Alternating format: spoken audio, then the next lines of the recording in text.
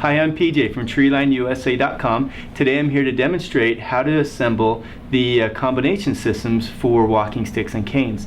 This system is designed to allow you to have both a spike and a rubber foot, so depending on if you're outdoors or indoors, you can use the same walking stick or cane. So let's get started. I'll show you how it's done.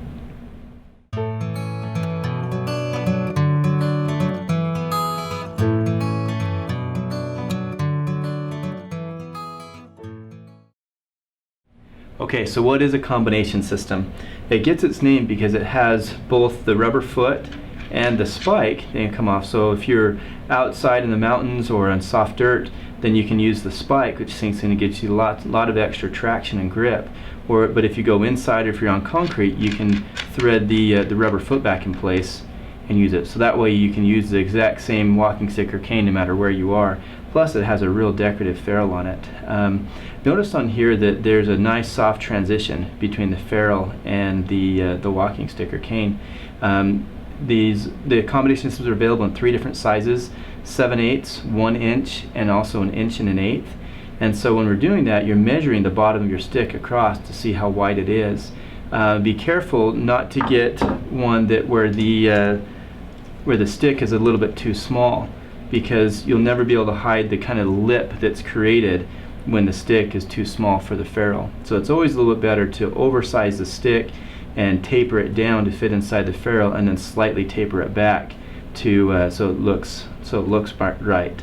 So anyway, but that's how it looks, and it doesn't look bad, but having a stick where it matches up a little better does, I think, look a little bit nicer. So let me show you how to put it together. A lot of people ask how it's done.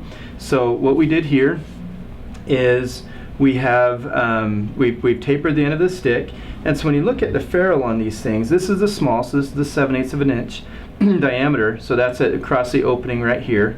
And so notice on here we have this line that comes across. That right there shows the bottom of the ferrule. So if you were to take that and line up that line, it'll show you how far up you want to cut your groove to start your taper as you're coming down. So depending on which size that you get, we've got the small, the medium, and the large. And so again, you kind of use that to create your reference point on how far up to measure. As far as the bottom of this, just a quick tip: the bottom of the inside of this is about the size of a quarter. So if you were to put a quarter on the bottom of your stick and draw a circle, that will show you how far down to shave it down to. On the medium, it's about a dime, and if you started with a dime, that gives you a good reference point. You'll have to take it down a little bit further yet, but that at least gets you started.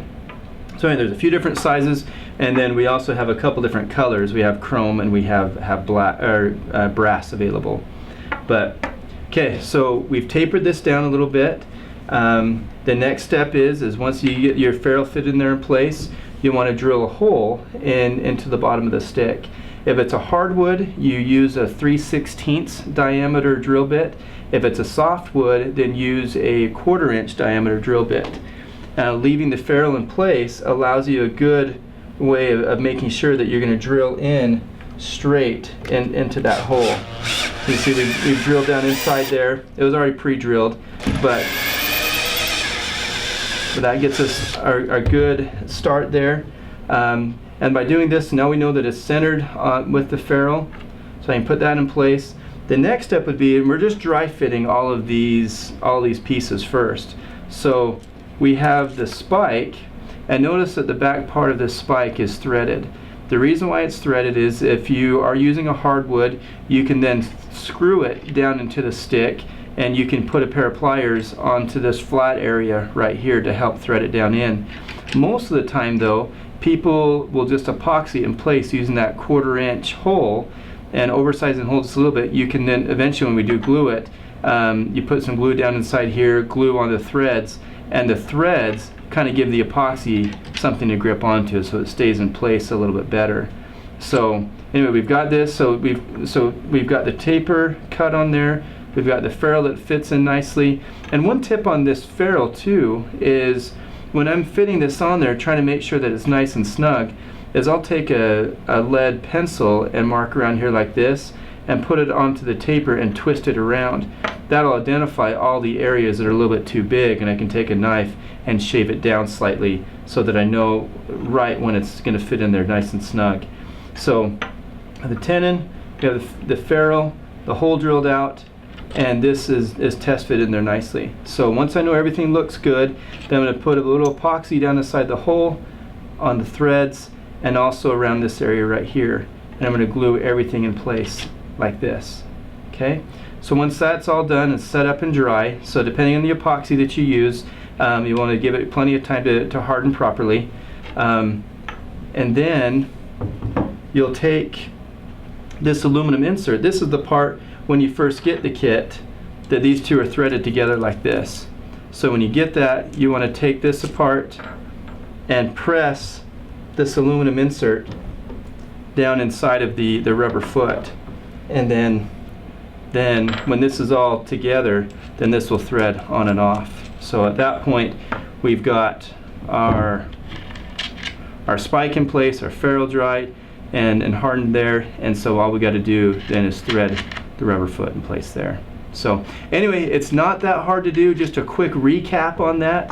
To cut a tenon on the bottom of your stick, make sure that the ferrule fits nicely in place, drill a hole inside there, either 3/16 on a hardwood or a 1/4 inch on a softwood, epoxy both the ferrule and the spike in place, and then thread your rubber foot on there, and you're done. Then you can go ahead and finish up the stick as you would normally. So anyway, that's how it's done to get a very nice decorative look on the bottom of your cane or walking stick. I certainly hope that's been helpful learning how to assemble the combination system. It's one of our best sellers. People have loved using this thing for years. It's just a great product to use both indoors and outdoors. So to buy your combination systems or other walking stick supplies, visit us at TreelineUSA.com, and for more videos like this, click to subscribe to our YouTube channel. Thanks so much for watching.